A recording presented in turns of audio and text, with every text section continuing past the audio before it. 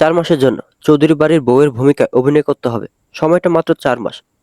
আকাশ চৌধুরীর কথাগুলো কানে যেতেই রোদের চোখ দুটো অবিশ্বাস্য বড় হয়ে ওঠে।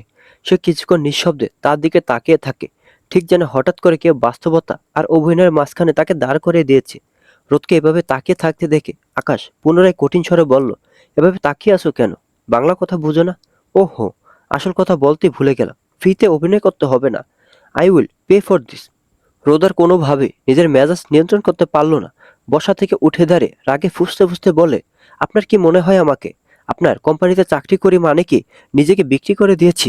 আর 4 মাসের বিয়ে মানে? এটা কি ওয়েস্টার্ন কান্ট্রি পেয়েছেন যে কন্ট্রাক্ট ম্যারেজ হবে কিছুদিন পর ছেড়ে দিল, সমস্যা নেই? এটা বাংলাদেশ, ভুলে যাবেন না। আর টাকা দিয়ে এই রোদকে কেন যায় না? রোদ কথাগুলো একদমই বলে বড় বড় করে শ্বাস নিতে থাকে। রোদের এমন ব্যবহার দেখে আকাশ টেবিলের উপর হাত দিয়ে জোরে বাড়ি মেরে বলে, how dare you talk to me like that? নিজেকে কি রানী ভিক্টোরিয়া মনে করো নাকি? আর কি বললে, টাকা দিয়ে কেনা যায় না? তোমার ব্যাকগ্রাউন্ড সম্পর্কে খুব ভালোভাবে আমি জানি। আর ভুলে যাবে না, আমি এই কোম্পানির ওনার, অ্যান্ড ইউ একজন সামান্য কর্মী। রোদ আকাশের কথার প্রেক্ষিতে বলে, আপনার কোম্পানিতে বহু মেয়ে আছে, তাদেরকে এই অফার দিন, দেখবেন একবারই রাজি হয়ে যাবে। কিন্তু আমাকে ক্ষমা করবেন, আমি পারবো না। রোদের এমন মুখের উপর জবাব দেয় আকাশের রাগের মাত্রা কমই বাড়তে থাকে। কপালে পাশে শিরা ফুলে ওঠে। রোদের দিকে আঙুল তুলে বলে, লিসেন, আমার মা কিভাবে যেন তোমাকে পছন্দ করেছে, তাই আমি বাধ্য হয়ে তোমাকে বলছি। না হলে এই আকাশ চৌধুরী মেয়ের অভাব পড়েনি যে যাকে তাকে অফার দিবে। আকাশের কথায় প্রথমে যতটা রাগ হচ্ছিল, এখন তার থেকেও বেশি অপমানিত হচ্ছে এবং সামনে দাঁড়িয়ে থাকা আকাশের প্রতি ঘৃণা প্রবল হচ্ছে। দেখুন স্যার, আপনি অন্য কাউকে এই অফার দিন। আপনার মাকে বুঝান, সে যাকে পছন্দ করেছে সে কোনো দিক দিয়ে আপনাদের সাথে যায় না। একজন সামান্য পার্ট টাইম জব করা মেয়েকে কোটিপতি বাড়ির বউ হিসেবে মানায় না। আকাশ তাচ্ছিল্যভাবে রোদের কথার জবাবে বলে, মানায় না সে আমি খুব ভালো মতো জানি। এই জন্য 4 মাসের অফার দিচ্ছি। 4 মাস পরে কি আপনার মা বুঝে যাবে আমি যোগ্য না? Shut up, don't talk rubbish. ভেবেছিলাম তোমার মতো চিপ লয়ার মিডল ক্লাস মেয়ের কাছে এখনই এক্সপ্লেন করব না, কিন্তু তোমার এই স্টুপিড মার্কা কথা শুনে বলতে বাধ্য হচ্ছে। আমার মায়ের ব্লাড ক্যান্সার লাস্ট স্টেজে এসে ধরা পড়েছে। সময় আছে 4 মাস। নাও ক্লিয়ার? আকাশে কথা শুনে রোদ কিছুটা অবাক হয়। মৃত্যু পথযাত্রী মায়ের সন্তান এমনও হয়? রোদের মনে এই প্রশ্নটায় ঘুরপাক খাচ্ছে অবিরত। আকাশ চৌধুরীর দিকে এক নজর তাকিয়ে চোখ সরিয়ে নিয়ে বলল, সরি স্যার, আমি পারবো না। তাহলে কাল থেকে অফিস আসার দরকার নেই, ঠিক আছে? করবো না আপনার চাকরি। না খেয়ে মরে গেল না। কথাটা বলে রোদ বেরিয়ে যাওয়ার জন্য দরজার কাছে যেতে কানে আসে আকাশের কথা, মামার বাড়িতে লাথির ঝাঁটা, অবজ্ঞা অবহেলা পেয়ে থাকতে অভ্যস্ত হয়ে গেলে চাকরি করা লাগে না। ঘরে অসুস্থ মায়ের ঠিকমতো ওষুধ তো দূরের কথা, ভালো করে একবেলা খাবার জোটে না। তবুও লাগবে না, তাই না? আকাশে বলা প্রতিটা কথা রোদের কানে প্রবেশ করতেই মাথার ভিতরে শিরাগুলো শিরশিরে ওঠে। তবুও নিজেকে সামলে নিয়ে কোনো উত্তর না দিয়ে বেরিয়ে আসে। গরিব হলে এই এক যন্ত্রণা, সঠিক উত্তরটাও দেওয়া যায় না। এতক্ষণ ধরে তুমুল তর্ক হচ্ছিল চৌধুরী বাড়ির একমাত্র ছেলে আকাশ চৌধুরীর সাথে, তারই অফিসার সামান্য বেতনভুক্ত একজন কর্মীর সাথে। নাম তার নুসাইবা জাহান রোদ। আফজাল চৌধুরী ও মরিয়ম বেগম এর একমাত্র সন্তান আকাশ। ছোট থেকে বড্ড বেশি বদমেজাজি, রাগী, তিরিক্ষি স্বভাবের, যা এখনো বিদ্যমান। এই স্বভাবের কারণেই কারোর সাথে আকাশের খুব ভালো সম্পর্ক থাকে না। বিদেশ থেকে পড়াশোনা করে এসে বর্তমানে নিজেদের ব্যবসা দিকটা দেখাশোনা করছে। আর অপরদিকে রোদ চৌধুরী গার্মেন্টস ইন্ডাস্ট্রিতে পার্ট টাইম জব করে। রোদের জন্মের 1 বছরের মাথায় তার বাবা রোড অ্যাক্সিডেন্টে মারা গেলে তার চাচারা তাদের বাড়ি থেকে বের করে দেয়। সেই মুহূর্তে ছোট রোদকে নিয়ে রোদের মা জাহানারা বেগম এসে উঠেন বাবার বাড়িতে। যতদিন রোদের নানা নানি বেঁচে ছিল তাদের এত একটাও কষ্টের দিন কাটতো না। কিন্তু তাদের চলে যাওয়ার পরেই মামা মামি আসরূপ প্রকাশ করতে থাকে। বহু কষ্ট, নির্যাতন সহ্য করো রোদ মায়ের মুখের দিকে তাকিয়ে পড়াশোনা চালিয়ে যাচ্ছে। পড়াশোনার পাশাপাশি চৌধুরী ইন্ডাস্ট্রিতে পার্ট টাইম একটা জব পায়, সাথে 2-1টা টিউশন করায়। এভাবে নিজের পড়াশোনার খরচ কোনো রকমে তার জোগাড় হয়। আকাশের থেকে অত্যন্ত অপমানজনক প্রস্তাব এবং কথা শুনে রোদ সোজা বাড়িতে ফিরে আসে। টিউশন করানোর জন্য আজকে যাওয়ার মতো মন মানসিকতা নেই। ফেরার সময় তার মায়ের জন্য জ্বর, ঠান্ডার কিছু ওষুধ নিয়ে বাড়িতে ফিরে কলতলার দিকে দৃষ্টি যেতে রোদের মাথা গরম হয়ে যায়। ছুটে কলতলায় যেয়ে তার মাকে বলে, তোমার এই জ্বর ঠান্ডা নিয়ে তুমি এত কাপড় চোপড় ধুতে কেন এসেছো? উঠো, এখনই উঠো। অসময়ে মেয়ের আগমনে জাহানারা বেগম চমকে যায়। রোদের দিকে তাকিয়ে বলে, তোর মামির শরীরটাও ভালো না, তাই এ দেখ অল্প কয়টা কাপড় তো, এখনই হয়ে যাবে। কার শরীর ভালো আর কার খারাপ সে আমি ভালো করেই জানি। তুমি উঠো, আমি ধুয়ে দিচ্ছি। রোদ জোর করে জাহানারা বেগমকে উঠিয়ে নেয় কলপাত থেকে। রোদ, তুই হাত মুখ ধুয়ে নে, আমি এখনই করে নিচ্ছি, তোর মামি দেখলে রাগ করবে। জাহানারা বেগম বারবার রোদকে একই কথা বলতে থাকে। রোদ সেদিকে কান না দিয়ে তাকে নিয়ে ঘরের দিকে যেতে দিতে বলে, কাপড় ধোয়ার মূল উদ্দেশ্য কে ধুয়ে দিল এটা তো উদ্দেশ্য না, আমি ধুয়ে দিচ্ছি, তুমি রেস্ট করো। ঘর থেকে রোদ আর তার মায়ের কথা শুনতে পেয়ে রোদের মামি ঘর থেকে বেরিয়ে আস্তে আস্তে বলে, সকাল থেকে হাতের ব্যথায় অস্থির হয়ে যাচ্ছি বলে তোমার মাকে ধুতে দিয়েছিলাম, না হলে এই কটা কাপড় আমি ধুয়ে দিতাম, তাতে এত মেজাজের কি আছে বুঝি না বাবা। রোদ তার মামির কথা শুনে দাঁড়িয়ে যায়। তার দিকে তাকিয়ে রোদ বলে, হাতের ব্যথায় পানি ঠান্ডায় বাড়ে না, কিন্তু পানি ঠান্ডায় কাজ করলে জ্বর ঠান্ডা বেড়ে যায়। তা আপনি আমার মাকে আজকে কাপড় ধুতে নাই দিতে পারতেন। রোদের মামি মুখ ব্যাখ্যা করে রোদকে বলে, তোমার মায়ের জ্বর না নাকি অন্য কিছু সে তো আমাকে বলেনি, বললে তো দিতাম না। এখন কার পেটের ব্যথা আমি তো মুখ দেখে বুঝতে পারবো না, তাই না? বুঝতে হবে ও না, আমি এসে আপনার কাপড় ধুয়ে দিচ্ছি। তবু আল্লাহ দোহাই লাগে, আমার মা সুস্থ না হওয়া পর্যন্ত কোনো কাজের কথা বলবেন না, আমি করে দিব, আমাকে বলবেন। রোদকে এভাবে তর্ক করতে দেখে জাহানারা বেগম রোদকে থামতে বলে বলেন, থাম রোদ, তোর মামি হয়, এভাবে মুখে মুখে কথা বলিস না। আর সত্যি তো আমি ওকে বলিনি আমার জ্বর। রোদ তার মাকে থামে দিয়ে বলে, থাক আম্মু, তুমি কিছু বলো না, গতকাল রাত থেকে কম করো, আমি 10 বার বলেছি তোমার জ্বরের কথা, কাজ করানোর যত বাহানা। রোদের মামির গলা এমনিতে ফাটা বাস, আস্তে কথাও তার মাইকের থেকে বেশি। এবার সে একটু জোরে বলে ওঠে, এমনি নেই ইটি বিটে, তার উপর নেই বাপ, এত মুখরা হলে বাতিল বুড়ো জুটবে না কপাল, মিলিয়ে নিও। রোদ তার মাকে নিয়ে ঘরে নিয়ে শুইয়ে দিয়ে আসে, পরনের বোরকা হিজাব খুলে রেখে সমস্ত কাজ গুছিয়ে নেয়। সবকিছুর মধ্যে রোদের মাথা থেকে বেরিয়ে যায়, কিন্তু ভুলে যায় না আকাশ। হাতে থাকা একটা ডাইস ঘোরাতে ঘোরাতে বলে, মিসরুল, টাকা দিয়ে আমি কিনবো কি? তুমি নিজে এসে আমার পায়ে পরে নিজেকে বিক্রি করে দিবে। এটা আকাশ চৌধুরী প্রমিস। পেয়েছিস সেই মেয়েটাকে, তোর অফিসে আসে না? খাবার টেবিলে মরিয়ম বেগমের কথায় তাৎক্ষণিক আকাশে মনে পড়ে যায় রোদের কথা, সেই সাথে সকালে তার ব্যবহারের কথাও। আকাশ খাবার খাওয়া বন্ধ করে মায়ের দিকে তাকিয়ে বলে, পেয়েছি, কিন্তু আম্মু, she is not my type, আর এই বাড়ির বউ হওয়ার যোগ্যতা তো কখনোই নেই। আকাশের কথায় মরিয়ম বেগম এর মুখটা মলিন হয়ে যায় মুহূর্তে। তিনি কিছু বলার আগে আকাশের ছোট বোন আয়েশা বলে, ভাইয়া, এমন ভাবে বলো না, মেয়েটার মধ্যে নিশ্চয়ই বিশেষ কোনো দিক আছে যা আম্মু নজর কেড়েছে।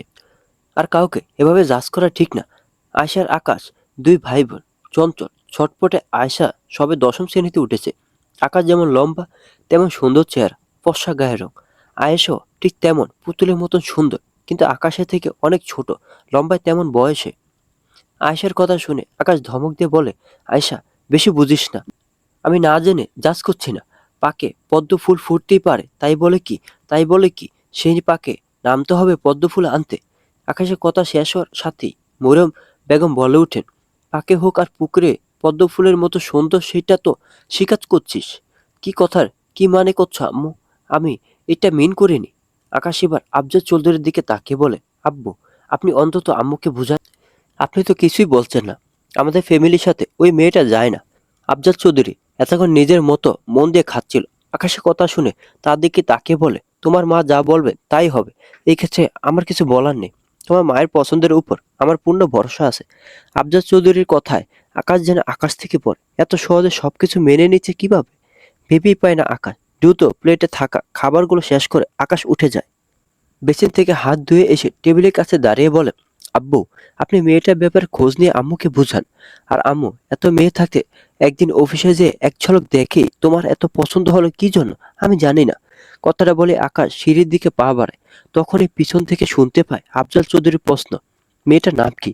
আকাশ দাঁড়িয়ে ঘাড় সামান্য গড়িয়ে বলে, রোদ। এতটুকু বলে আকাশ গটগট করে উপরে উঠে যায়। আকাশ চলে যেতে আয়েশা বলে, আম্মু, ভালোই মানাবে আকাশ রোদ। কথাটা বলে ফিক করে হাসি দেয়। কিন্তু মরিয়ম বেগমের মুখটা এখনো মলিন। ছেলেকে সে ভালোভাবে চেনে, এমন জেদি ছেলে, যা বলবে ঠিক তাই করবে, যেটা মনে হবে করবে না, দুনিয়া উল্টে গেলেও করবে না। মরিয়ম বেগম মলিন মুখে আফজাল চৌধুরীর দিকে তাকিয়ে জিজ্ঞাসা করে, আমার শেষ ইচ্ছেটাও পূরণ হবে না, তাই না? মরিয়ম বেগমের কথা শুনে আফজাল চৌধুরী তার দিকে তাকিয়ে বলেন, এসব উল্টাপাল্টা কথা কেন বলো? তুমি যদি নিজেকে এত অসুস্থ ভাবো তাহলে তো ওষুধেও কাজ হবে না। আমি জানি আমি আর বাঁচব না, তোমার না বললো আমি বুঝি। আমার সময় শেষ, রক্তে আমার বিষ ছড়িয়েছে। মরিয়ম বেগমের কথায় আয়শা ছলছল চোখে কান্না জড়িত গলায় বলে, আম্মু, তুমি এমন ভাবে বলো না, তুমি সেরে যাবে, ডাক্তার বলেছে কয়েকটা কেমো দিলেই ঠিক হয়ে যাবে। এসব কথা বলো না আম্মু। তোমাকে ছাড়া আমি মরে যাব। আহ, তোমরা থামো। আয়শা, খাওয়া শেষ করে ঘরে যাও, রেস্ট নাও, কোচিং আছে তো। আর আকাশের আম্মু, তুমি এসব কথা বলো না, তোমার কিছু হবে না। ওনার এক প্রান্ত দিয়ে চোখ মুছে মরিয়ম বেগম বলে, ঠিক আছে বলবো না। তুমি ওই রোদকে এবারে বউ করে এনে দাও, আমার আকাশে বউ করে আনো, দেখবে আমি একদম সুস্থ হয়ে যাব। আফজাল চৌধুরী মরিয়ম বেগমকে আশ্বস্ত করে বলে, ঠিক আছে দেব, আমি কালকেই অফিস যেয়ে খোঁজ নেব। তুমি খেও না, কিছু তো খাওনি। এরই মধ্যে আয়শা উঠে যায়। বাবা মায়ের কথার মধ্যে থাকা ঠিক হবে না বলে মরিয়ম বেগম ও আফজাল চৌধুরী আর কিছুক্ষণ খাবার টেবিলে বসে কিছু কথা বলে। খাওয়া দাওয়া শেষে আফজাল চৌধুরী মরিয়ম বেগমকে নিয়ে নিজেদের ঘরে চলে যান। যাওয়ার আগে বাড়িতে সার্বক্ষণিক থাকা হেল্পিং হ্যান্ড আতিয়াকে সব গুছিয়ে রাখতে বলেন। আফজাল চৌধুরী নিজে মরিয়ম বেগমের সমস্ত দেখাশোনা করেন, টাইম টু টাইম ওষুধপত্র থেকে শুরু করে সমস্ত কিছু। আফজাল চৌধুরী নিজেও জানেন আসলে মরিয়ম বেগমের হাতে বেশি সময় নেই, হায়াত মুত আল্লাহর হাতে। ডাক্তাররা দেওয়ার সময় ছিল মাত্র, হায়াত তো আগেও শেষ হতে পারে, আবার পরেও। এই কারণেই আফজাল চৌধুরী তার স্ত্রীর ইচ্ছা পূরণে এখন দৃঢ় প্রতিজ্ঞ। বিকালবেলা রেডি হয়ে একেবারে ঘর থেকে বের হয় আকাশ। ব্ল্যাক টি শার্ট আর জিন্স পরে আকাশকে আরো বেশি আকর্ষণীয় দেখাচ্ছে। সিঁড়ি দিয়ে নেমে ড্রয়িং রুম পার করার সময় দেখতে পায় আতিকা আর মরিয়ম বেগম বসে টিভি দেখছে। আকাশ দাঁড়িয়ে যায়। আম্মু, আমি একটু বেরোচ্ছি, রাতে খেয়ে আসবো। আকাশের কথা শুনে মরিয়ম বেগম ও আতিকা দুজনেই ঘুরে তাকায়। মরিয়ম বেগম আকাশকে বলে, কোনো অনুষ্ঠান আছে নাকি? সেরকম কিছু না, বন্ধুরা সবাই মিট করব, তাই ডিনার করেই আসবো। আচ্ছা, কিন্তু বেশি দেরি করিস না বাবা, সাবধানে যা। ওকে আম্মু, আল্লাহ হাফেজ। আকাশ বেরিয়ে যায় মরিয়ম বেগমের থেকে বিদায় নিয়ে। গ্যারেজের থেকে ইয়ামাহা MT-15 বাইক নিয়ে বেরিয়ে যায় গন্তব্যের ধানমন্ডি লেক। দুপুরে সকলে খাওয়া দাওয়া শেষে রোদের মামি সব এটো থালা বাসন রান্নাঘরে সিনকে না রেখে কলপারে রেখে হাঁক ডাক দিয়ে রোদকে ডাকতে থাকে, রোদ, এই রোদ। রোদ তখন তৈরি হচ্ছিল টিউশন করাতে বের হবে বলে। মামির হাঁক ডাক শুনে বেরিয়ে আসে। মামিকে জিজ্ঞাসা করে, কি হয়েছে মামি? রোদকে তৈরি দেখে রোদের মামি বলে, তুই বেরোচ্ছিস? হ্যাঁ মামি, টিউশন করাতে যাব। তা যাবিক্ষণ, আগে এগুলো একটু মেজে দে। আমি, তোর মামা আর মনি একটু বেরোবো, তাড়াতাড়ি মেজে দে তো। রোদ কলপারের দিকে তাকে দেখতে পায় দুপুরে সকালে খাওয়া থালা প্লেটের সাথে দুপুরে রান্না হাঁড়ি কড়াই আছে। এতগুলো থালা বাসন দেখে রোদ বলে, মামি এতগুলো থালা বাসন ধুতে তো অনেকটা সময় লাগবে, আমি এসে সব পরিষ্কার করে দিব, আমার এমনিতে দেরি হয়ে গিয়েছে। রোদের কথা শুনে রোদের মামি একটু ঝাড়ি দিয়ে বলে, একটু দেরি হলে কিছু হবে না, এমন এত থালা বাসন তো কলপারে যেয়ে রাখতে পারবো না, তাড়াতাড়ি ধুয়ে তাই বেরোবি। কথাটা বলে রোদের মামি ঘরের মধ্যে চলে যায়। অগত্যা রোদ বোরকা হাতা ভাঁজ করে গুটিয়ে নিয়ে বসে থাকা বাসন মাজতে। রোদ, তুই যা, আমি করে দিচ্ছি। পিছন থেকে জাহানারা বেগমের কণ্ঠ পেয়ে রোদ ঘুরে তাকায়। জাহানারা বেগমকে দেখে রোদ মুখে হাসি রাখার চেষ্টা করে আর বলে, হয়ে এসেছে, অল্প দুটি বাকি, তুমি যাও, আমি করে নিতে পারবো। জাহানারা বেগম মেয়ের দিকে তাকিয়ে দীর্ঘশ্বাস ফেলে বলেন, আমার জ্বরটা না আসলে তোর কষ্টটা একটু কম হতো। কিছুই হবে না আম্মু, তুমি যাও, আমার হয়ে এসেছে। মেয়ের সাথে কথায় পারবে না জেনে জাহানারা বেগম চুপ করে দাঁড়িয়ে থাকেন। রোদের সব থালা বাসন মাজা শেষ হলে জাহানারা বেগম এগিয়ে যান কল চেপে দেওয়ার জন্য। রোদ নিষেধ করার আগেই বলেন, এইটুকু করতে পারবো, নিষেধ করবি না, তাড়াতাড়ি ধুয়ে নে। মায়ের দিকে তাকিয়ে রোদ আর কিছু না বলে দ্রুত সব কাজ শেষ করে। এরই মধ্যে রোদের মামি আর রোদের মামাতো বোন মনি বেরিয়ে আসে। রোদ আর তার মাকে দেখে বলে, আপা, আমি আর মনি বেরোচ্ছি, ঘরে জিয়াদ ঘুমাচ্ছে, উঠলে একটু দুধ গরম করে দিয়ে ফ্রিজে রাখা আছে, আমরা বেরোলাম। কথাটা বলে দুজনে বেরিয়ে যায়। জাহানারা বেগম থালা বাসন সব নিয়ে রোদকে বলে, তুই যা, আমি রাখছি। রোদ হাত ঘড়িতে সময় দেখে নেয়, অনেকটা দেরি হয়ে গিয়েছে, তাই সে দেরি না করে বেরিয়ে যায়। ধানমন্ডি লেকের পাশে এসে থামে আকাশের বাইক। সেখানে আগে থেকে আকাশের বন্ধুরা এসে অপেক্ষা করছে। আকাশকে দেখে সায়ন বলে উঠে, এই যে আমাদের আসমান মাটিতে নেমে এসেছে, আমাদের কি সৌভাগ্য দেখতো। সায়নের সাথে তাল মিলিয়ে রাফি বলে উঠে, একদম ঠিক বলেছিস, লন্ডন থেকে ফিরেছে 4 থেকে 5 মাস হবে, কিন্তু বাবুর সময় হয়নি 5 মিনিটের জন্য দেখা করা। আকাশ এগিয়ে এসে ওদের সাথে হাত মিলিয়ে বলে, ফিরে থেকে একটার পর একটা কাজে জড়িয়ে আছি, তার উপর জানিস তো আমার অসুস্থতা, তাহলে বুঝে দেখ। যাই হোক, তোদের কি অবস্থা? আকাশের কথায় শাওন বলে, তোর আর আমার অবস্থা ভালো না, কারণ আমরা সিঙ্গেল, যদিও তোরটা আমার কেউ নিশ্চিত না, কিন্তু রাফির জন্য খুবই ভালো অবস্থা। আকাশ উৎসুক হয়ে জিজ্ঞাসা করে, আমিও সিঙ্গেল রে বেটা, নিশ্চিত হওয়া সত্ত্বেও নাটক করো তাই না? রাফি বেটার অবস্থা ভালো কেন? সামনের মাসের 10 তারিখে তার বিয়ে, এই দেখ কার্ড ছাপাতে দিয়ে আসলো, এখন থেকে বউয়ের কথায় উঠছে বসছে, সায়নের কথা শুনে রাফি বলে উঠে, মোটেও না, আমি তো শান্তশিষ্ট পত্নীনিষ্ঠ ভদ্রলোক হব। আকাশ ওদের কথা শুনে হাততালি দিয়ে বলে উঠে, কংগ্রাচুলেশন ব্রো, বিয়েটা কাকে করছিস? রাফি কিছু বলার আগে সায়ন বলে, স্কুল জীবনের ক্রাশ রামেশের কথা মনে আছে? হ্যাঁ আছে তো, ওই তো ওকেই। আকাশ রাফির পিঠে চাপড় দিয়ে বলে, সাব্বাস, কাশকে নিজের করে নিচ্ছিস। সে তো হলো, তোর বিয়ের দাওয়াত কবে পাবো? সায়নের কথা শুনে আকাশ বলল, সময় হলে অবশ্যই পাবে, এখন চল চা খাওয়া যাক। আকাশের সঙ্গে সংক্ষিপ্ত সম্মতি বিনিময় করে সায়ন আর রাফি দুজনই মাথা নাড়ে। এই প্রস্তাবের জন্যই যেন অপেক্ষা ছিল, শুধু বলাটা বাকি ছিল। তিনজনে একসাথে পাশের চায়ের দোকানটার দিকে হাঁটা দেয়। লেগ ঘেঁষা সে ছোট্ট দোকানটা বরাবরের মতোই শান্ত। চায়ের কাপে ধোঁয়া উঠছে, পাশে রাখা ক্যাটলিটা মাঝে মাঝে শো শো করে শব্দ করছে। চারপাশে তেমন ভিড় নেই, এর নিরিবিলিটাই তাদের দরকার ছিল। তিন বন্ধু একসাথে বসে পড়ে, অনেকদিন পর এমনভাবে একসাথে হওয়া। শুরুটা হালকা কথায়, কিন্তু সবাই গড়ানোর সাথে সাথে কথাগুলো ধীরে ধীরে গভীর হতে থাকে। পুরোনো দিনের গল্প উঠে আসে, হঠাৎ কোনো একটা কথায় সবাই একসাথে হেসে ওঠে, আবার কোনো স্মৃতিতে হঠাৎ চুপচাপ হয়ে যায়। চায়ের কাপ একটার পর একটা বদলায়, কিন্তু তাদের আড্ডা থামে না। সময়ের হিসেব হারিয়ে ফেলে তারা, যেন এই কয়েক ঘন্টার মধ্যে আবার ফিরে পায় হারিয়ে যাওয়া সেই পুরনো বন্ধুত্বের উষ্ণতা, যেখানে কোনো চাপ নেই, কোনো হিসেব নেই, শুধু নির্বার মুহূর্ত আর নিঃশব্দ বোঝাপড়া। অনেকদিন পর একসাথে বসে তিনজনেই বুঝতে পারে, জীবন যতই আলাদা পথে টানুক না কেন, এই আড্ডা, এই বন্ধুত্বের বন্ধনটা এখনো ঠিক আগের মতোই রয়ে গেছে। হঠাৎই রাফির ফোন বেজে ওঠে। ফোন রিসিভ করে কথা বলে সায়ন আর আকাশ চুপচাপ রাফির দিকে তাকিয়েছিল। ফোন রেখে রাফি ওদেরকে বলে, দোস্ত যেতে হবে, আমার ফোন ছিল। রাফির কথা শুনে সায়ন বলে, যাও যাও, তোমার কত কাজ, সামনে বিয়ে। আকাশ সায়নকে থামিয়ে দিয়ে বলে, আচ্ছা তুই যা, নেক্সট দিন আমরা একসাথে ডিনার করব। ওকে দোস্ত, আসি তাহলে, থাক তাহলে। রাফি চলে যাওয়ার পর সায়ন ও আকাশ দুজনে আর কিছুক্ষণ কথা বলে একে অপরের থেকে বিদায় নিয়ে বেরিয়ে যায়। আকাশ বাইকের হ্যান্ডেলে হাতটা শক্ত করে ধরে ধীরে ধীরে স্পিড তুলছিল। রাস্তার আলো আর ছায়া একে একে পেছনে সরে যাচ্ছিল। ঠিক তখনই হুট করে একটা মেয়ে কোথা থেকে যেন তার বাইকের সামনে এসে পড়ে। সবকিছু যেন এক সেকেন্ডে থমকে যায়। আকাশের চোখ বড় হয়ে যায়। রিফ্লেক্সে ব্রেকটা চেপে ধরে সে। চাকার সাথে রাস্তায় ঘষা খাওয়া শব্দ, বাইকের হালকা কেঁপে ওঠা, আর তার সামনে থমকে যাওয়া একজোড়া ভীত চোখ। মেয়েটার সামনে, একদম সামনে এসে বাইক থেমে যায়। বাইক এবং মেয়েটার মাঝে, দুজনের মাঝখানে দূরত্বটা তখন খুব সামান্য। আরেকটু হলে সবকিছু বদলে যেতে পারত। মেয়েটা হতভম্ব হয়ে দাঁড়িয়ে থাকে, শ্বাস নিতে ভুলে যাওয়া মানুষের মতো। আকাশে বুকের ভেতরটা জোরে ধাক্কা খায় কিছুটা ভয়ে। বিরক্ত নিয়ে হেলমেট খুলে সে সামনে থাকা মেয়েটাকে বলে, চোখ কি বাড়িতে খুলে রেখে তারপর রাস্তায় বের হন, দেখে হাঁটতে পারেন না? সামনে দাঁড়িয়ে থাকা মেয়েটা ঘুরে তাকাতেই আকাশ এক মুহূর্তেই চিনে যায়। মুখটা মাস্ক দিয়ে ঢাকা থাকলো, চিনতে অসুবিধা হয় না। ইউ, রোদ, তাহলে ঠিক আছে, স্টুপিড কোথাকার। রোদ আকাশের দিকে তাকিয়ে বলে ওঠে, অভদ্রের মতো আচরণ করেন? বাড়ি থেকে বের হওয়ার আগে কি ভদ্রতা বাড়িতে সিন্ধুকে রেখে আসেন? রোদের কথা শুনে আকাশের মাথা এবার দ্বিগুণ গরম হয়ে যায়। একে তো তার বাইকের সামনে এসে পড়েছে, আবার তার কথা তাকে ফেরত দিচ্ছে। বাইক থেকে নেমে আকাশ রোদের সামনে দাঁড়িয়ে বলে, তোমার মতো মেয়ের সাথে যে আকাশ চৌধুরী কথা বলছে, তোমার 7 জন্মের ভাগ্য। ভুল বললেন, 7 জন্মের দুর্ভাগ্য। আর আপনাকে কথা বলতে কি বলেছে? আকাশ বুকের সামনে হাত বেঁধে দাঁড়িয়ে বলে, বাইকের নিচে চাপা পড়া হাত থেকে বাঁচালাম, তারপরেও কোনো কৃতজ্ঞতা বোধ নেই। আসলে তুমি ক্লাসলেস। রোদ আকাশের কথায় তেজ দেখে বলে, আপনাকে বাঁচাতে বলেছি?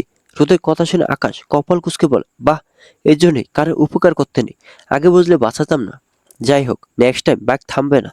Mind it, stupid girl. আমি ক্লাসলেস বুঝলাম, কিন্তু আপনার ক্লাস আপনাকে ভদ্রতা শেখাতে পারেনি। সেমলেস। কথাটা বলেই রোদ উল্টো দিকে হাঁটা ধরে।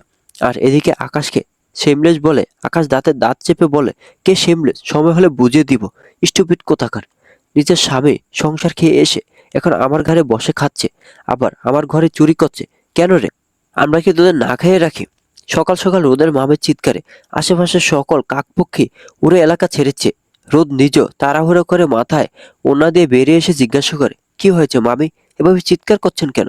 রোদের মামি এগিয়ে এসে আঙ্গুল নাচে নাচে বলে, হারে, তোদের আমরা খেতে দেই না? মামির কথার আগা মাথা কিছু না বুঝতে পেরে রোদ জিজ্ঞাসা করে, কি বলছেন মামি? আমি কিছু বুঝতে পারছি না। নেকা সাজিস না রোদ, রাতে তো খুব ঢং করে না খেয়ে থাকলি, কিন্তু পরে তো ফ্রিজ থেকে খাবার নিয়ে ঠিকই খেয়েছিস। মামির কথা শুনে রোদ বিস্ময়ে হতভম্ব হয়ে যায়। দাঁড়ান মামি, কথা বলার আগে ভেবে কথা বলবেন। রোদের কথায় দ্বিগুণ তেজে রোদের মামি রোদকে বলে, আবার মুখে মুখে তর্ক করছিস? চোরের মায়ের বড় গলা একেই বলে। মামি মুখ সামলে কথা বলবেন। দোষ দিতে পারলে আপনি বেঁচে যান। রোদ কথাগুলো একটু জোরেই বলে ওঠে। রোদের কথা শুনে জাহানারা বেগম ঘর থেকে বেরিয়ে আসে। জ্বর সারলো, এখন ঠান্ডা কাশি থাকায় নিজের ঘরে বিশ্রাম নিচ্ছিলেন।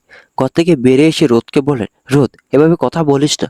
রোদ তার মায়ের কথা শুনে তার দিকে ঘুরে তাকিয়ে বলে, মিথ্যে দোষারোপ করলে কি করবো বলো আম্মু? জাহানারা বেগম তার ভাইয়ের বউয়ের দিকে তাকে জিজ্ঞাসা করে, কি হয়েছে ভাবি?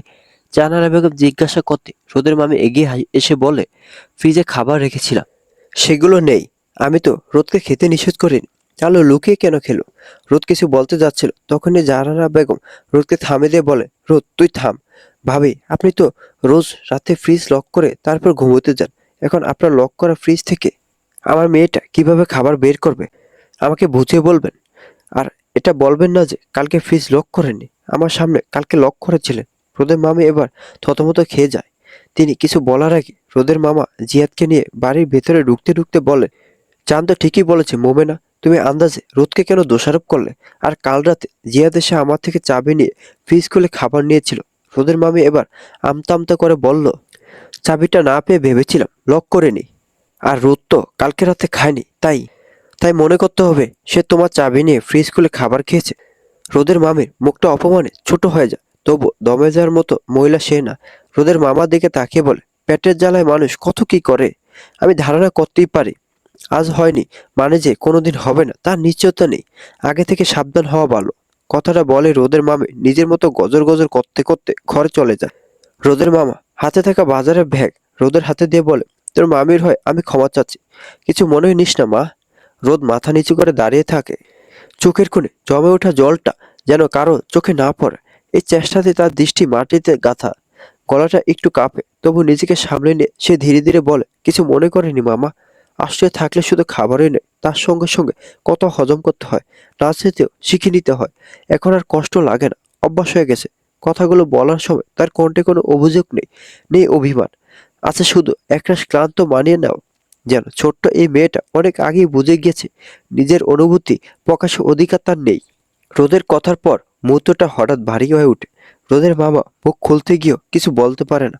শব্দগুলো যেন গলায় আটকে যায়। এত অল্প বয়সের একটা মেয়ের মুখ থেকে এমন পরিণত, এমন নির্মম সত্য শুনে সে সম্পূর্ণ বাকরুদ্ধ হয়ে পড়ে। একরত্তি শরীরের ভেতরে একটা সহ্য করার শক্তি লুকিয়ে থাকতে পারে, এই উপলব্ধিটাই তার অন্তরাত্মাকে কাঁপিয়ে দেয়। আকাশে অফিসের কেবিনের দরজায় দাঁড়িয়ে শায়ন জিজ্ঞাসা করে, স্যার ভিতরে আসবো? আকাশ ল্যাপটপ থেকে চোখ সরে সামনে তাকিয়ে শায়নকে দেখে বললেন, যাকে তাকে কেবিনে এলাও করি না, যা ভাগ। শায়ন কেবিনের ভিতরে প্রবেশ করতে করতে বলে, অপমান করায় তুই ওস্তাদ ভাই, আর ফর্মালিটি করায় তুই ওস্তাদ। শায়ন মাথা চুলকাতে চুলকাতে বলে, ভাবলাম মালিক বন্ধুর কেবিনে ঢোকার আগে পারমিশন তো বানতা হ্যাঁ। শায়নের কথা শুনতে শুনতে আকাশ ফোন করে কফি সহ কিছু নাস্তার ব্যবস্থা করতে বলে দেয়। আকাশ ফোন রেখে সায়নের দিকে তাকে জিজ্ঞাসা করে, কি খবর জানাতে এসেছিস? এবার বল, তুই কিভাবে জানলে আমি কোনো খবর দিতে এসেছি? নাকি তুই অলরেডি জেনে গিয়েছিস? সায়নের কথায় আকাশ হেসে দিয়ে বলে, কিছু জানি না, কিন্তু তোর আগমন মানে নিশ্চয়ই কোনো খবর। আগে বিদেশ থাকতে খবর থাকলে ভিডিও কল, এখন সামনাসামনি মিট। এবার বল। হ্যাঁ, এটা ঠিক বলেছিস। আচ্ছা শোন, আমাদের কলেজে reunion plus platinum jubilee celebration, সেজন্য সবাই আমাকে ধরেছে যেন তোকে অবশ্যই নিয়ে যাই। আকাশ সায়নের কথায় বেশ ভাবুক ভঙ্গিতে বলে, আমার সময় নেই, যেতে পারবো না। তোরা যা, যা শালা। এসব কি বলিস? না না, হবে না। তুই রাজি না হলে আঙ্কেল আন্টিকে বল। Old technique. আকাশের কথা সায়ন খুবই সিরিয়াস ভাবে নিয়েছে, তাই সে অনুরোধে সুরে বলে, দোস্ত, আমি খুব বড় মুখ করে বলেছি, আমি বললে তুই অবশ্যই আসবি। এখন আমার মুখ বাচ্চা। সায়নের কথার মধ্যে দরজায় টোকা পড়ে। আকাশের বলা নাস্তা আর কফি আনা হয়েছে। আকাশের কথা মতো টেবিলের উপর সবকিছু রেখে দিয়ে অফিসের পিয়ন বেরিয়ে যায়। আকাশ সায়নের দিকে কফি এগিয়ে দিয়ে বলে, তোর বড় মুখ দিয়ে এবার কফি খা। শায়ন কফি রেখে দিয়ে ব্যস্ত ভঙ্গিতে বলে, তুই আগে বল যাবি, না হলে টেনশনে অলরেডি আমার পেটে গুড়গুড় করছে, গলা দিয়ে পানি নামবে না। কফি তো দূরের কথা, দোস্ত আমার, এত সুন্দর নাস্তা ছেড়ে আমি যেতে চাচ্ছি না। তুই শুধু বল যাবি তো? শায়নের কথায় আকাশ একটু ভেবে মাথা নাড়ে বলে, আচ্ছা, তোর বড় মুখ রাখলাম, কিন্তু নেক্সট টাইম বড় মুখ করার আগে অবশ্যই শুনে নিয়ে তারপর করবি। ওকে। আকাশের কথায় শায়ন হাঁফ ছেড়ে বাঁচে। উফ, আল্লাহ বাঁচাইছে, তুই আমাকে বাঁচালে। এখন খাওয়া যেতে পারে। দুই বন্ধুর আড্ডা, খাওয়া অফিসের এই কেবিনের মধ্যে বেশ কিছুক্ষণ চলতেই থাকে। সায়ন আকাশকে খুব ভালোভাবে বুঝ দিচ্ছে কলেজের জুনিয়র মেয়ে সম্পর্কে, কিন্তু আকাশ এই ব্যাপারে একেবারে ভাবলেশহীন। বিষয়টা যে আকাশ গুরুত্ব দেয়নি সায়ন ভালোই বুঝতে পারে। মেয়েদের কথা শুনে আকাশের মাথায় হুট করে রোদের কথা মাথায় আসে। এই মেয়েটা একমাত্র যে কিনা আকাশের মুখে মুখে জবাব দেয়। রোদের নাম মাথায় আসছে যখন আকাশে শিরা উপশিরা জিইয়ে রাখা রাগ পুনরায় জেগে ওঠে। সায়নের সামনে ব্যাপারটা প্রকাশ করবে না বিধায় খুব কষ্টে নিজেকে সামনে নিয়ে সায়ন এর সাথে স্বাভাবিক হওয়ার চেষ্টা করে। নিয়তির বিধানে আকাশ রোদ পুনরায় মুখোমুখি হবে। একটা পুনর্মিলনী অনুষ্ঠান জীবনের সমস্ত ছন্দ পতন ঘটাতে পারে, যা আকাশ বা রোদ কেউই বুঝতে পারে না। সকাল সকাল ঝর্ণার ফোনে ঘুম ভাঙে রোদের। ঘুম জড়ানো কণ্ঠে রোদ ফোন রিসিভ করে জিজ্ঞেস করে, আসসালামু আলাইকুম, কে? অপর পাশে থেকে ঝর্ণা ঝরঝরে গলা ভেসে আসে, আলাইকুম আসসালাম। বাহ বাহ। বাইরে রোদ উঠে চারপাশ ঝকঝক করছে। আর এই রোদ এখনো ঘুমাচ্ছিস? উঠ ছেমরি। ঝর্ণার গলা শুনে রোদ শোয়া থেকে উঠে বসে। ঝর্ণা তুই? বল কি হয়েছে? হায় রে পোড়া কপাল আমার। আমার নাম্বারটা ডিলিট করে দিয়েছিস নাকি? আরে না, আমার তো এমনি বাটন ফোন, তার উপর ডিসপ্লেটা কালো হয়ে গেছে, দেখা যাচ্ছে না কে ফোন দিচ্ছে। আর না, আমি কাউকে দরকারে ফোন দিতে পারছি। আচ্ছা এখন শোন, আজকে তো 10টায় ক্লাস ছিল, কিন্তু হবে না। কলেজে প্লাটিনাম জুবলি সেলিব্রেশন নিয়ে কিসব আলোচনা হবে, তাই যেতে বলছে। দেয়ালে প্যারেকে আটকে থাকা পুরাতন দেয়াল ঘড়িতে সময় দেখে নেয় রোদ। 8টা বেজে 30 মিনিট। তারপর ঝর্ণাকে বলে, তুই বাড়ির সামনে এসে ফোন দিস, একসাথে যাব। ঝর্ণা উৎফুল্ল হয়ে বলে ওঠে, আরে রোদ শোনা, আমি তো এটাই বলছিলাম। যাই হোক, জলদি তৈরি হ, আমি আসছি এখনই। এখনো সময় আছে।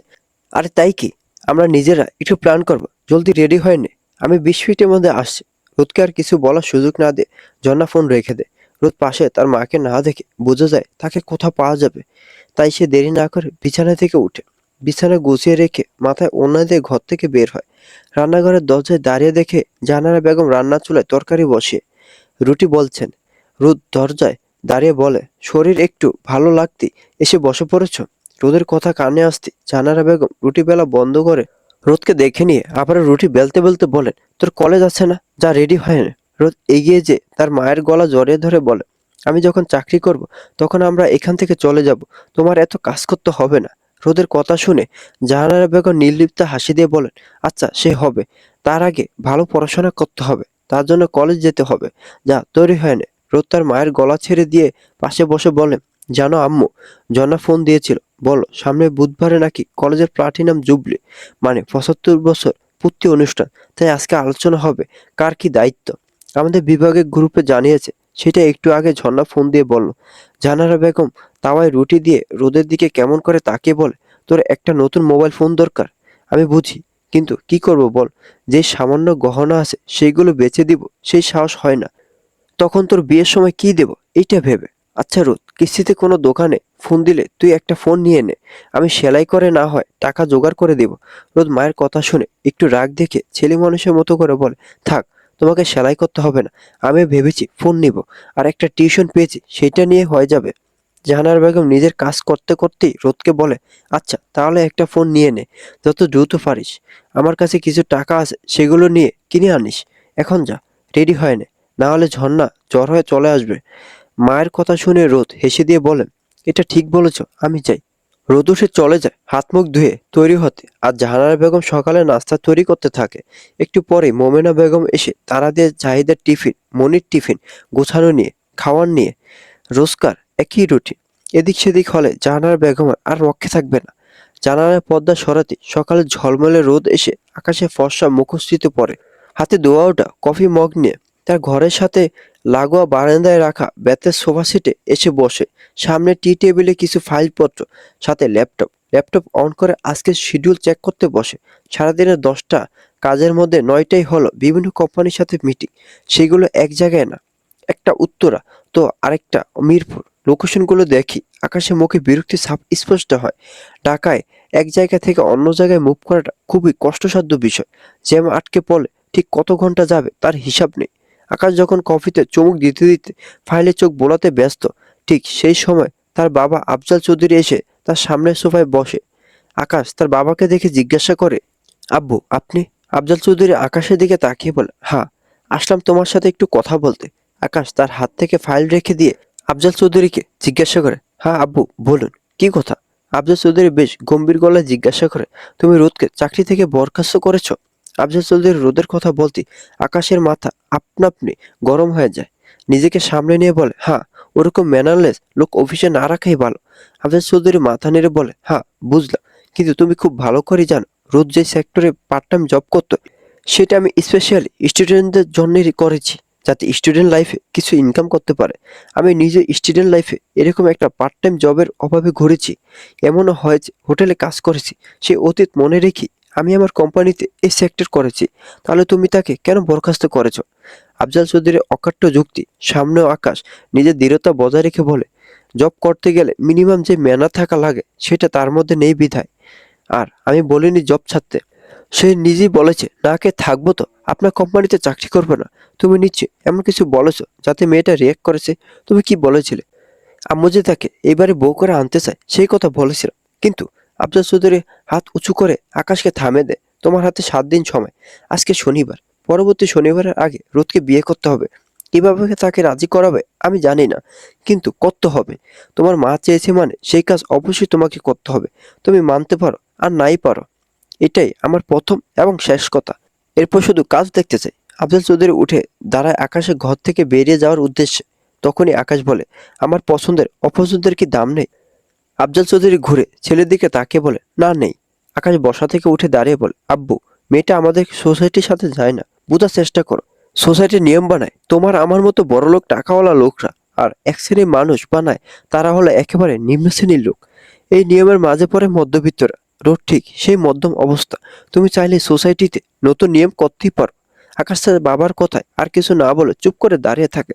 আফজাল চৌধুরী 2 পা এগিয়ে আবার দাঁড়িয়ে যেয়ে বলেন, আমি খোঁজ নিয়েছি মেয়েটার ব্যাপারে। আর তুমি রোদকে ঠিক কি কি বলেছো এই ব্যাপারে আমাকে সত্যিটা বলনি। সে না বললে সমস্যা নেই, কিন্তু সময় মাত্র 7 দিনের। আফজাল চৌধুরী নিজের মতো কথাগুলো বলে বেরিয়ে আসে। আফজাল চৌধুরী চলে যেতে আকাশ সোফার উপর ধপ করে বসে পড়ে। 2 হাত এক জায়গায় করে কপালে ঠেকে ভাবতে থাকে আফজাল চৌধুরী বলা প্রতিটা কথা। আকাশ নিজেও বুঝতে পারছে আফজাল চৌধুরী চাইছেন না মরিয়ম বেগম মনে কোনো কষ্ট পাক বা তার এই ইচ্ছেটা অপূর্ণ থাকুক। একদিকে মায়ের অন্তিম সময়ের অন্তিম ইচ্ছা, অপরদিকে নিজের মনের বিরুদ্ধাচারণ। সব মিলিয়ে মাঝে পরে পিষ্ট হয়ে পড়ছে আকাশ নিজে। কপাল থেকে হাত সরে টেবিলের উপর ফাইলের দিকে চোখ যেতে ঝলমলে রোদ দেখে আকাশ বলে ওঠে, রোদের আলোয় সব ঝিকমিকে উঠে। আর এদিকে এক মনুষ্য রোদ আমার জীবন অন্ধকারাচ্ছন্ন করে দিচ্ছে। কলেজের রাস্তা ধরে হেঁটে আসছে রোদ আর ঝর্ণা। 2টা ক্লাস আর আলোচনা শেষ করে দুজনে বেরিয়েছে। হাঁটতে হাঁটতে ঝর্ণা রোদকে বলে, শাড়ি পরে আসবি? আমিও শাড়ি পরবো। না বাবা, আমি শাড়ি পরবো না, আমি সামলাতে পারি না। রোদের কথা শুনে ঝর্ণা বলে ওঠে, বিয়ে হলে এতদিন বাচ্চা সামলানো লাগতো, আর উনি শাড়ি সামলাতে পারবে না? শোন, শাড়ি পরবি এটাই ফাইনাল, কোনো বাহানা শুনবো না। আর না পড়লে তোকে আমি চিনি না। ঝর্ণার কথা শুনে রোদ হেসে উঠে বলে, কি হুমকি? খুব ভয় পেয়েছি। দেখ রোদ, সত্যি বলছি। আচ্ছা বাবা, রাগ করছিস কেন? পরবো যা।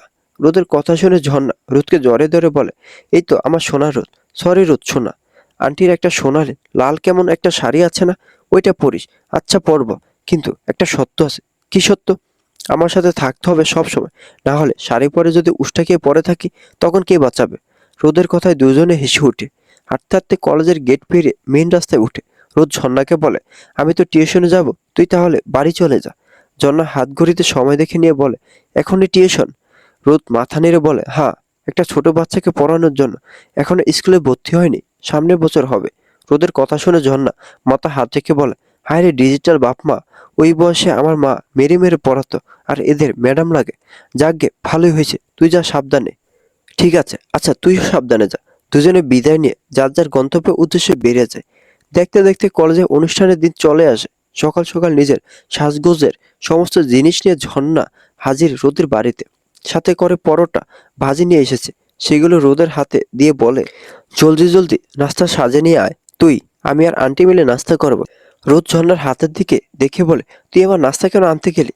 রোদের কথা শুনে ঝর্ণা ফিসফিসে বলে, না আনলে হয়? তোর যেই দজ্জাল মামি তোদের না খাইয়ে রাখে, আবার আমাকেও রাখবে, তাই এনেছি। ওদের দিবি না? ঝর্ণার কথায় রোদ মুচকি এসে বলে, তুই আসলেই পাগল। রোদের কথা শুনে ঝর্ণা নিজের পায়ের দিকে ভালোভাবে দেখে বলল, হুস ছেমরি, দেখ তো আমার কেমন লম্বা লম্বা পা, আর তুই বলছিস গোল। চোখে কম দেখা শুরু করেছিস? জাহানারা বেগম রান্নাঘরে রোজকার মতো সকালে নাস্তা তৈরি করছেন, আর এদিকে 2 বান্ধবী গল্পে মশগুল। রোদের মামে ঝর্ণাকে দেখে মুখটা বেজার করে ফেলেছিল। কারণ এই মেয়েকে সে দুই চোখে দেখতে পারে না, ঠিক তেমন ঝর্ণা নিজেও তার দুই চোখে দেখতে পারে না। দুজনের মধ্যে অদ্ভুত এক অন্তর্দ্বন্দ্ব আছে। এত সকাল সকাল আসায় রোদ ঝর্ণাকে জিজ্ঞেস করে, এত আগে যে কি হবে, অনুষ্ঠান তো সন্ধ্যায়। রোদ ঝর্ণার সামনে পরোটা ভাজি পরিবেশন করে তার সামনে বসে। ঝর্ণা তখন জবাব দেয়, তুই আজকে আমার সাথে থাকবি একদম রাত পর্যন্ত। আজকে আমাদের হ্যাং আউট। ঝর্ণার কথা শুনে রোদ একটু মলিন মুখে বলে, না রে, আমি না থাকলে সব কাজ আম্মুকে করতে হবে। এমনি দুর্বল হয়ে আছে, কিছুদিন আগে জ্বর থেকে উঠল। রোদের কথা শেষ হতে জাহানারা বেগম ঘরে ঢুকেন। রোদের কিছু কথা তার কানে এসেছে, তাই সে রোদকে বলল, তুই যা, আজকে বাড়িতে তেমন কোনো কাজ নেই। তোর মামি যাবে তার বাবার বাড়িতে, তোর মামা রাতে আসবে, খেয়ে তো ঘুমাবে, কোনো কাজের চাপ নেই, তুই নিশ্চিন্তে যা। জাহানারা বেগমের কথা শুনে ঝর্ণা খুবই খুশি হয়। রোদের দিকে তাকে ভ্রু নাচিয়ে নাচিয়ে বলে, এবার তো আপত্তি নেই, নিশ্চিন্তে যেতে পারবি। রোদ একবার তার মায়ের দিকে তাকিয়ে জিজ্ঞাসা করে, তাহলে যাবো বলছো? জাহানারা বেগম হাসি মুখে বলে, হ্যাঁ, সারাক্ষণ এইভাবে না থেকে একটু ঘুরে ফিরে আয়, ভালো লাগবে। আমাকে নিয়ে চিন্তা করতে হবে না। জাহানারা বেগমের কথায় রোদ একটু নিশ্চিন্ত হয়। খাওয়া দাওয়া শেষে রোদ আর ঝর্ণা রেডি হয়ে বেরিয়ে যায়। যাওয়ার সময় রোদ তার মায়ের শাড়ি ব্যাগে করে নিয়ে নেয় সন্ধ্যায় পরার জন্য। রোদ আর ঝর্ণা বেরিয়ে যেতে জাহানারা বেগমকে রোদের মামি জিজ্ঞাসা করে, দুজনে মিলে কই গেল? জাহানারা বেগম মোমেনা বেগমের দিকে তাকিয়ে বল, কলেজে অনুষ্ঠান আছে তাই দুজনে একসাথে যাচ্ছে। অনুষ্ঠানের কথা শুনে মোমেনা বেগম একটু মুখ বেঁকিয়ে বলে, ওহ, অনুষ্ঠান, ঠিক আছে। একা একা বাড়ি ভালো মতো দেখে রাখবেন আপা, আমরা কাল সকালেই চলে আসবো। জাহানারা বেগম হাসি মুখে জবাব দেয়, ঠিক আছে ভাবি, আপনি নিশ্চিন্তে যান। কলেজে পা রাখতে রোদ আর ঝর্ণার মুখোমুখি হতে হলো তাদেরই বিভাগের এক সিনিয়রের সঙ্গে। জুনিয়রদের দেখা মাত্রই হাতে কাজ গুছিয়ে দিয়ে নির্বিকার ভঙ্গিতে চলে গেল সে। গিফট র্যাপিং এর পুরো দায়িত্বটা চাপিয়ে দিল ওদের দুজনের উপর। ঝর্ণা ট্যাপের মুখ খুলতে খুলতে বিরক্ত গলায় বলে উঠল, এমন সুযোগ সন্ধানী সিনিয়র থাকাচ্ছে না থাকাই ভালো। রোদ তৎক্ষণাৎ ঝর্ণাকে থামিয়ে দিয়ে নিচু স্বরে বলল, চুপ কর, কেউ শুনলে আবার ঝামেলা বাঁধবে। রোদের করা কথায় ঝর্ণা আর কিছু বলল না, মুখে চুপচাপ থাকলো। মনে মনে সে সিনিয়রের সাত পুরুষ উদ্ধার করতে লাগলো। এটা রোদ ভালো করেই জানে। সবগুলো উপর যত্ন করে র্যাপিং করে গুছিয়ে রেখে দুজনে বেরিয়ে পড়ল। এখন গন্তব্য ঝর্ণার বাড়ি। আগে খাওয়া দাওয়া, তারপর একটু রেডি হয়ে একসাথে বের হবে তারা। সায়ন রাফি দুজনেই এসে বসে আছে আকাশের ঘরে, আর আকাশ রেডি হচ্ছে ড্রেসিং টেবিলের সামনে দাঁড়িয়ে। সায়ন আর রাফি দুজনেই গালে হাত দিয়ে আকাশের তৈরি হওয়া খুবই মনোযোগ দিয়ে অবলোকন করছে। আকাশের দিকে তাকিয়ে থেকেই রাফি সায়নকে বলছে, ভাই, রামিসা তো রেডি হতে এত সময় নেয় না। সায়ন নিজেও একইভাবে গালে হাত রেখে বলে, যেহেতু আমি সিঙ্গেল তাই মেয়েদের কথা বলতে পারবো না, কিন্তু নিজের কথা বলতে পারি। তুই আর বলিস না, তুই তো মনে হয় গায়ে সাবান দিস মাসে একবার, তুই আবার কি রেডি হবি? শান গাল থেকে হাত ছড়ে রাফির মাথায় গাঁটটা মেরে বলে, আমি বডি ওয়াশ মাখা ছেলে, আর তুই কিনা সাবানের সাথে আমাকে মেলাচ্ছিস, ছি। ওদের কথার মাঝে আকাশ ঘড়ি পড়তে পড়তে এসে দুজনের সামনে দাঁড়িয়ে জিজ্ঞাসা করে, কি এত গুজু গুজু ফুসু ফুসু করছিস? সায়ন রাফি দুজনে সোজা হয়ে বসে। আকাশের দিকে চেয়ে বলে, ভাই, আমি নিশ্চিত আজকে তোকে বাড়ি ফেরত আনতে পারবো না। আকাশ কপাল কুঁচকে জিজ্ঞাসা করে, কেন, সমস্যা কি? সায়ন উঠে দাঁড়িয়ে আকাশের কাঁধে হাত রেখে বলে, না, মানে যে গেটআপে যাচ্ছ বলছ, মেয়েরা তোমাকে দেখে ফিট হয়ে যাবে। সায়নের হাত সরে দিয়ে আকাশ বল, এসব চিন্তা বাদ দিয়ে তাড়াতাড়ি চল।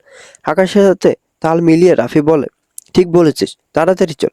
ওদিকে রামিসা ওর বান্ধবীদের সাথে এসে বসে আছে, এক পিস সিঙ্গেল থাকলে আমাকে দিস। সায়নের কথা শুনে রাফি বলে ওঠে, তোর কপালে মেয়ে নেই।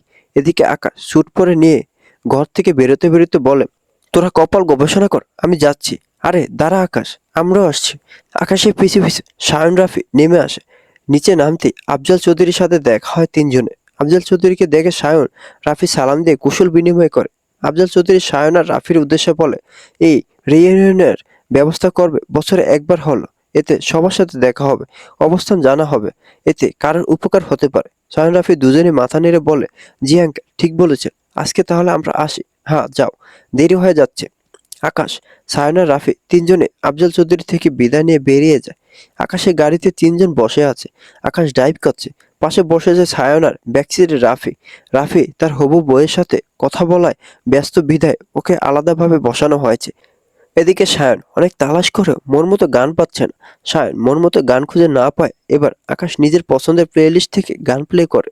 চলো বলে ফেলি, কত কথা কলি জন্মেছে বলতে তোমায়, তোমাকে চাই জলসানো রাতে এ পুরা বরাতে, তুমি আমার অন্ধকার আর রোশনাই।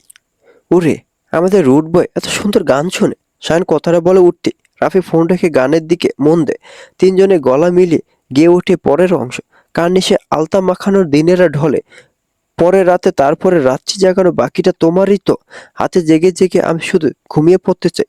থেকে থেকে সেই মেঘেতে যাই, বেড়াতে যাই তোমাকে পাই। কলেজ প্রাঙ্গণ আজ নতুন, পুরনো সব শিক্ষার্থীর মিলন মেলায় মুখরিত।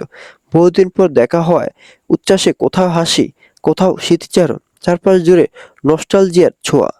মূল স্টেজে আশেপাশে তুলনামূলক কম ভিড়, সেখানে ব্যস্ত ভলেন্টিয়ার আর বর্তমান শিক্ষার্থীরা শেষ মুহূর্তে প্রস্তুতিতে ছুটোছুটি করছে। কেউ অতিথিদের আসন দেখাচ্ছে, কেউ মাইক সাউন্ড চেকে ব্যস্ত। সকলে নিজেদের মতো করে ছড়িয়ে পড়েছে। কেউ পুরনো বন্ধুদের নিয়ে আড্ডায় মেতেছে, কেউ আবার পরিচিত করিয়ে দিচ্ছে জীবনের নতুন অধ্যায়ের মানুষগুলোকে। সন্ধ্যা নামতে শুরু হবে রিইউনিয়নের মূল আকর্ষণ। নাচ, গান, আবৃত্তি থেকে শুরু করে একের পর এক ছোটখাটো সাংস্কৃতিক অনুষ্ঠান। স্মৃতি আর বর্তমানের মেলবন্ধনে আজকের এই সন্ধ্যা হয়ে উঠবে আরও বিশেষ। কলেজের মূল ফটকের সামনে এসে থামে আকাশের গাড়ি। গাড়ি থামার সাথেই সায়ন ও রাফি গাড়ি থেকে নেমে দাঁড়ায়, আর আকাশ গাড়ি নিয়ে চলে যায় গাড়ি পার্কিং এরিয়াতে।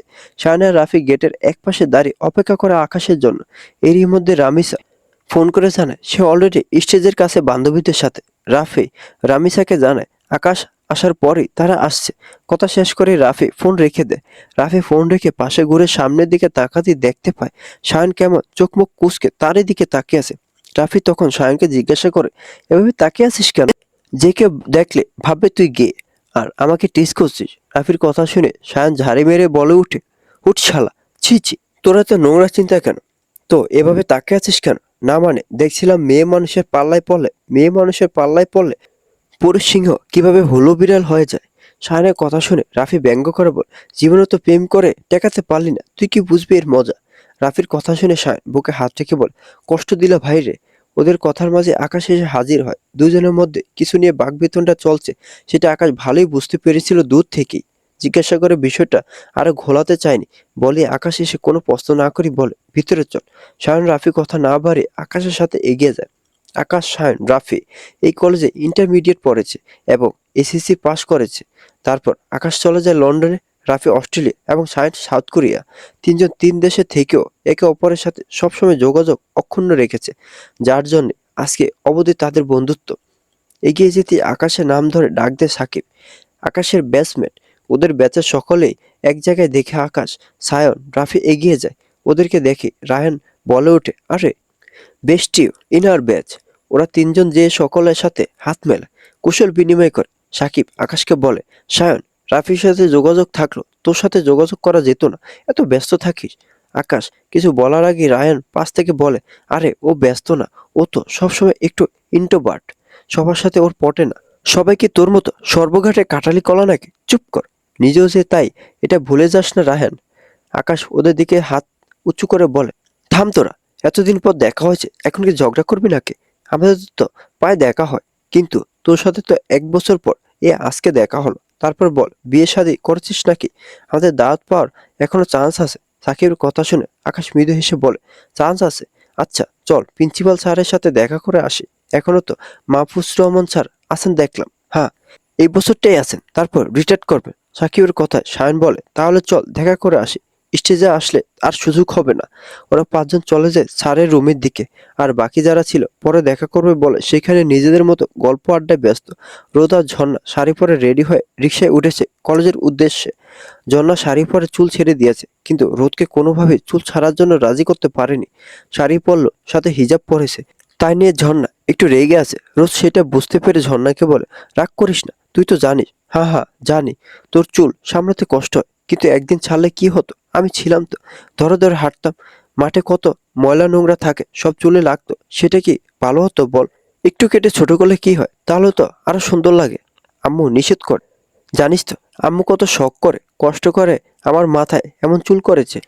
রোদের কথা ঝর্ণা এবার আশ্বস্ত হয়ে বলে, এইটা তুই ঠিক বলেছিস, আন্টি তো চুলের পিছনে কত যত্ন করে, না হলে পা পর্যন্ত কারোর চুল হয়। কিছুটা থেমে ঝর্ণা আবার বলে, কিন্তু রোদ, পিছনে অনেক বেশি উঁচু লাগছে রে। এমনি সময় তো বেনি করে বোরকার ভিতরে চুল ছেড়ে রাখি, বোঝা যায় না, কিন্তু এখন তো খোপা করা। রোদ মাথার পিছনে হাত দিয়ে বুঝে বলে, হ্যাঁ ঠিকই বলেছিস, কিন্তু কি করব, তুই তো জোর করলি। এখন যা দেখা যায় যাক, আমার তো ভালো দেখানো দরকার না। তুমি তো এমনই অপ্সরা, এমনই ভালো লাগে, লাগানোর কি আছে? কথাটা বলে ঝর্ণা ঠোঁট টিপে হেসে ফেলে। রোদ তখন বলল, চুপ থাক, চলে এসেছি প্রায়। মাইকের শব্দ এখান থেকে শোনা যাচ্ছে।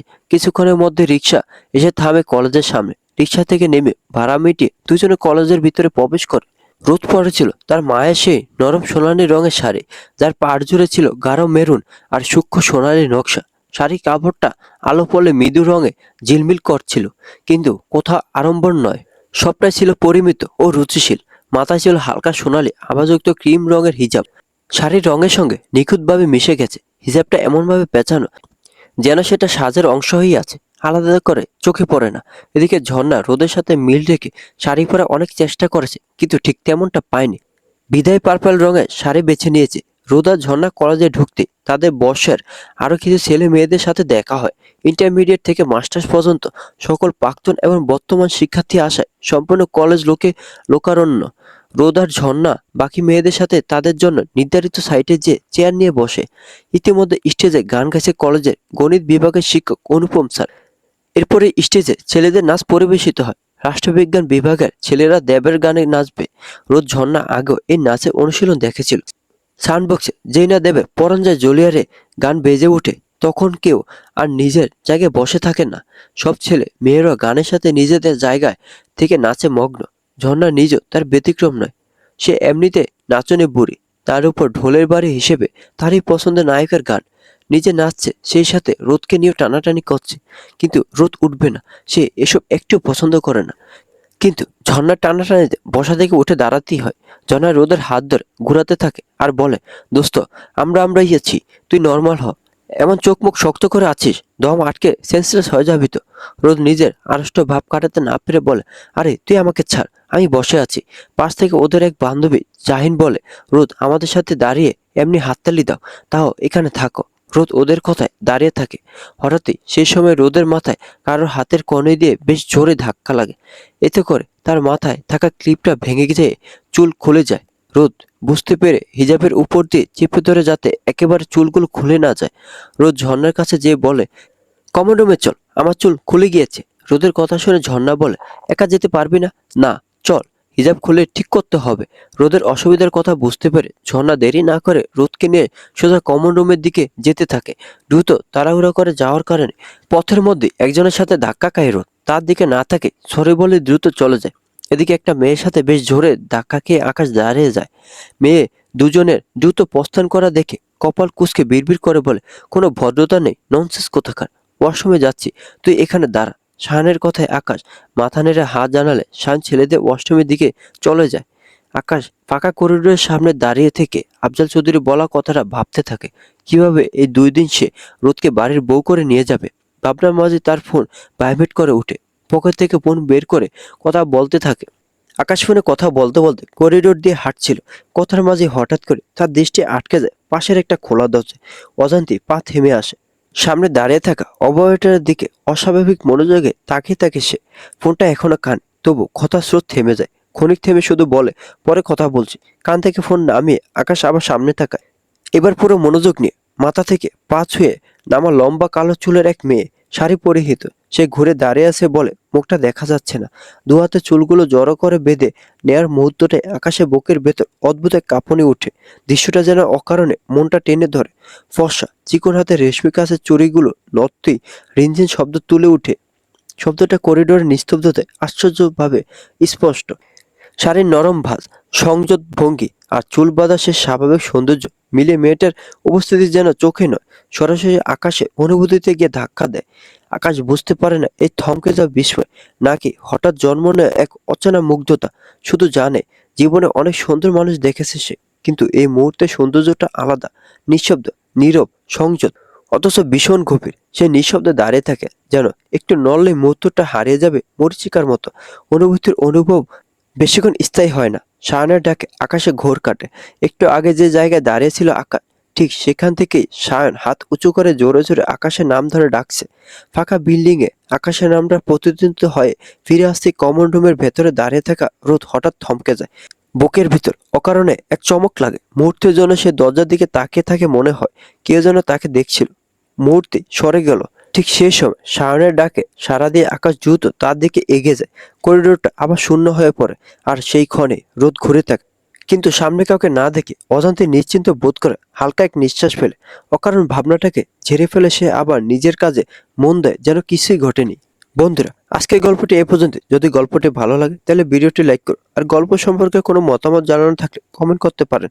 আর এই গল্পে পরবর্তীতে কি ঘটে তা জানার জন্য এবং এরকম আরো সুন্দর সুন্দর গল্প পাওয়ার জন্য আমার চ্যানেলটি সাবস্ক্রাইব করে বেল আইকনটি বাজিয়ে রাখুন। ধন্যবাদ।